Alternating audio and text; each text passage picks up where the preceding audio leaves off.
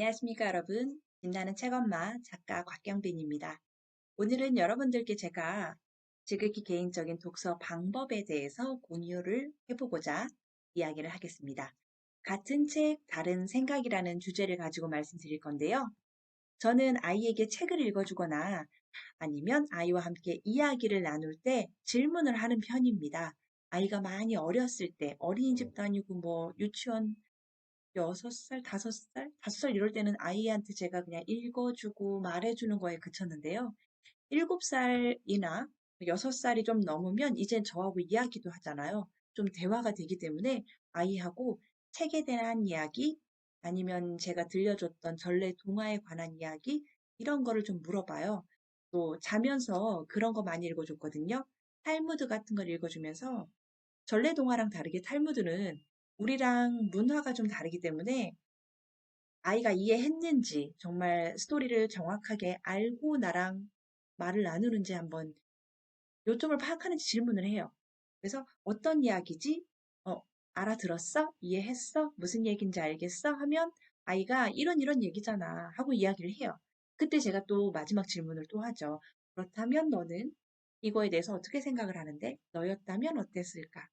이렇게 아이하고 자꾸 책이나 이야기, 전래 동화, 여러 가지에 대해서 같은 공통의 주제를 가지고 이야기를 하다 보니까요, 아이가 화술이 늘어요. 언변이 좋아지고요.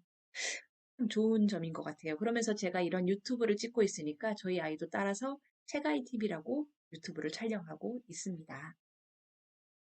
다음 이야기는요, 샘플 이야기인데 제가 우리 아이가 7살 때였는데 효녀 심청전에 대해서 저는 그때 책을 읽어준 게 아니라 제가 기억하고 있는 이야기를 그냥 아이에게 해준 거예요. 잠자리에서. 유치원생이니까. 그래서 이야기를 다 마치고 나서 아이한테 대입을 시켰어요. 네가 심청이라면 네가 정말 엄마도 없고 아빠랑 단둘이 살고 아빠는 앞이 안 보이고 그래서 아빠가 평생 소원이 눈을 떠서 이 세상을 바라보고 예쁜 너의 얼굴을 보는 게 소원이라는데 그러기 위해서 네가 아버지 대신에 희생을 해야 돼. 목숨을 바쳐야 돼. 인당수에 빠져야 된다면 넌 어떻게 할 거야? 하고 말을 하니까요. 아이가 막 대답을 바로 안 하고 울더라고요. 난 잘못한 것도 없는데 얘가 왜 울지? 왜 우는 거야? 하고 물어보니까 아이가 상황에 너무 몰입한 거예요. 7살이. 아빠가 그렇게 됐다는 걸 상상도 하기 싫대요.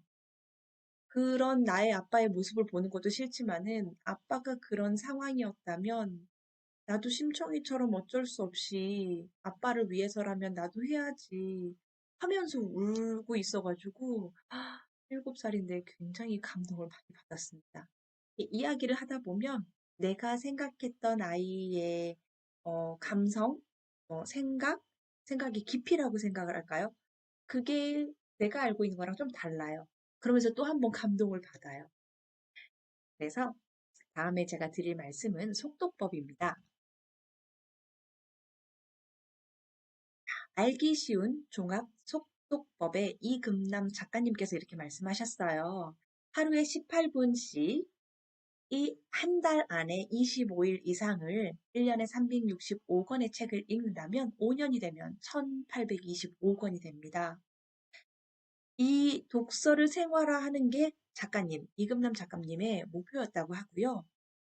40년 동안 이런 속독 방법을 지도를 해보니까 꾸준하게 이렇게 반복을 시키면서 훈련을 하다 보니 처음에 들어왔을 때보다 3배 이상의 독서량이 향상됐다고 합니다.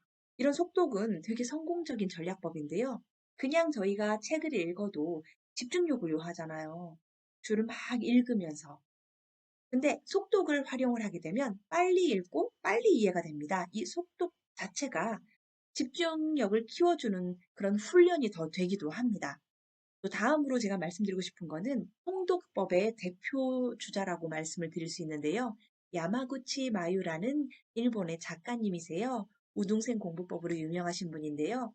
이분의 책은 공부의 신, 시험의 신, 그리고 7번 읽기 공부법까지 굉장히 우등생 공부법이에요. 일본의 변호사님이신데 자기가 이런 자신만의 방법으로 독학을 해서 동경대에 입학을 했고요. 그 다음에 수석으로 졸업하고 이런 여러 가지 책들의 베스트셀러 작가님이 되셨죠. 작가님이 이야기하시는 이 통독법의 방법을 제가 말씀드릴게요. 통독을 할 때는 빨리 통독을 합니다. 그리고 이 빨리 하려고 욕심을 내면 안 됩니다. 그냥 읽는 데 집중을 해야 되고요. 이러다 보면 영구 기억이 생겨요.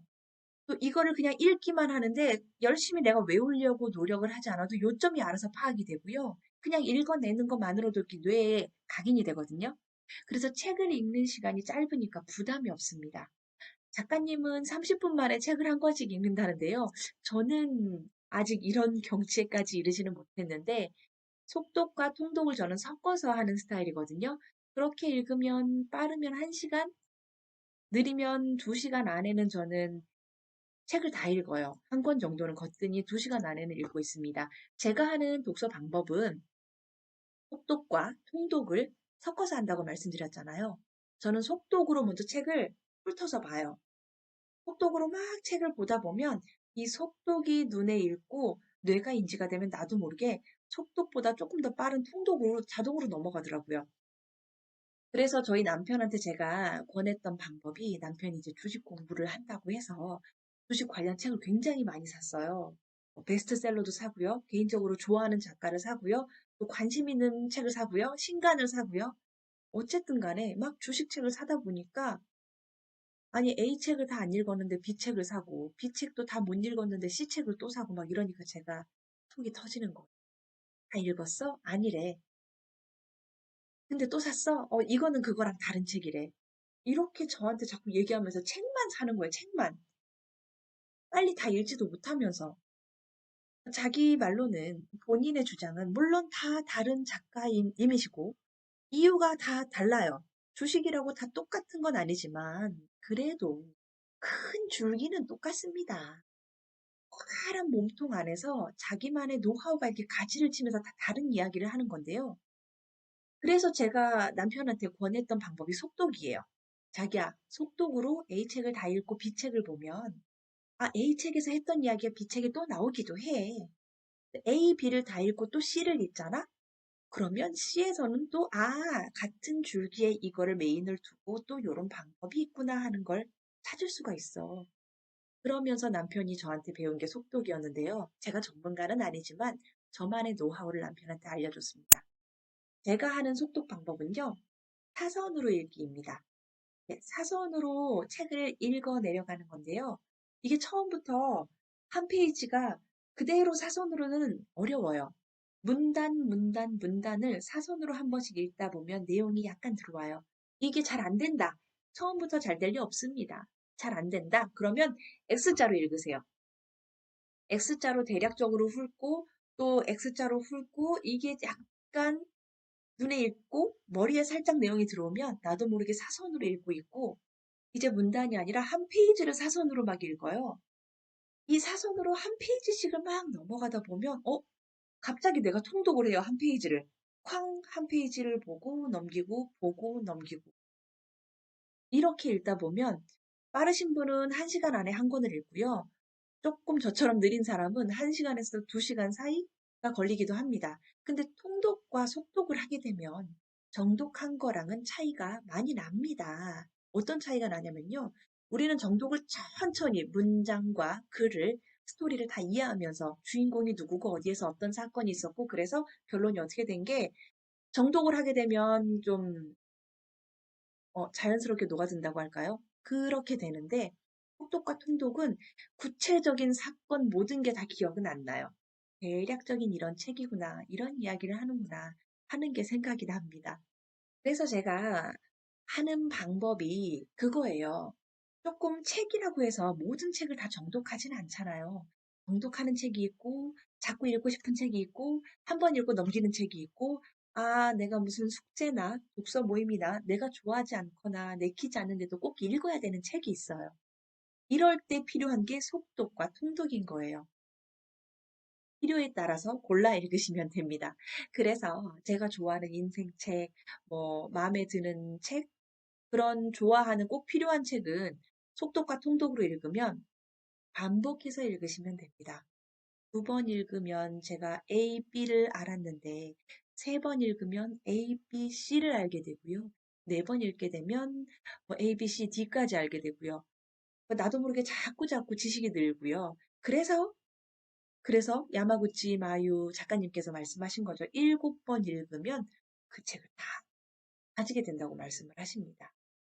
근데 이것만으로 남는 게 아니고요. 제가 책을 좋아하는 사람이고 책을 좋아했던 사람이라고 여러분들께 많은 분들께 이야기를 많이 했어요. 근데 아무도 몰라요. 제가 책을 얼마나 좋아하는지 나도 몰라요. 제가 읽은 책이 몇백 권이고 막 1000권인지는 모르겠는데요. 굉장히 많이 읽었거든요. 읽고 또 읽고 사서 읽고 빌려 읽고 얻어 읽고 훔쳐 읽은 것까지 다 세보면 정말 많은데요. 그게 기록이 없으니까 아무도 몰라요. 저도 몰라요. 제가 읽었던 책도 제가 기억이 안 나요. 어떤 스토리였고 무슨 이야기를 하던 책이었는데 그 책의 작가, 뭐 그 책의 제목, 언제 나왔더라 이런 게 그냥 깜깜하게 너무 많은 책을 읽으니까 기억이 안 나더라고요. 그래서 저는 지금부터 다시 책을 읽으면서 차곡차곡 쌓기 시작했습니다. 제 블로그에 와보시면 아시겠지만 서평단 활동도 열심히 하고요. 그리고 제가 책을 사서 읽는 것도 있고요. 또 추천받아서 읽는 책도 있고요. 이렇게 책을 다양하게 많이 읽다 보니까 이 책을 접하는 게 많아서 그런지 모르겠는데요. 제가 저한테 쌓이는 지식의 깊이가 다르고 이 책의 다양한 사고의 폭이 넓어지게 됩니다. 그리고 블로그에 제가 정성스럽게 후기를 쌓으면서 서평을 하다 보니까 나도 모르게 글솜씨가 좋아집니다. 이런 좋은 점이 많거든요, 여러분. 그래서 여러분들께 부탁드리고 싶은 거는 한 가지만 약속해 주시면 좋겠어요. 아이와 함께 책 읽기. 아이가 없는 집은 남편이랑 같이 읽어도 되고요. 친구랑 같이 읽어도 되고요. 독서 모임에 가셔도 좋아요. 함께 읽는 책이 나 혼자 읽는 책이랑 또 느낌이 완전히 달라요. 같은 책 하나, 똑같은 이야기 하나를 가지고도 우리가 느끼는 감정이 다 사람마다 다르기 때문에 이 하나의 책과 하나의 이야기에 가족이라도 생각이 다를 수 있습니다. 이런 주제를 가지고 우리가 그냥 테레비, 뉴스, 영화, 드라마 이런 거 얘기하는 거 말고 책이나 이야기를 가지고 우리 서로가 깊은 대화를 통하고 또 서로의 생각이나 언어를 이해하려는 노력이 깊어지고 이게 쌓이다 보면요. 나도 모르게 사랑이 싹트게 됩니다. 남편한테, 아이한테, 내 독서 모임 하는 우리 뭐 친구들한테. 정말 나도 모르게 그런 애정과 사랑이 쌓이게 된다는 걸 여러분도 체험하시게 되실 거예요. 저처럼. 지금까지 별 얘기 아니었는데 잘 들어주셔서 너무 감사하고요. 저는 여러분들과 다음에 또 좋은 이야기 나누러 찾아오도록 하겠습니다. 오늘은 여기서 마무리 지을게요. 지금까지 빛나는 책엄마 작가 곽경빈이었습니다. 여러분, 감사합니다.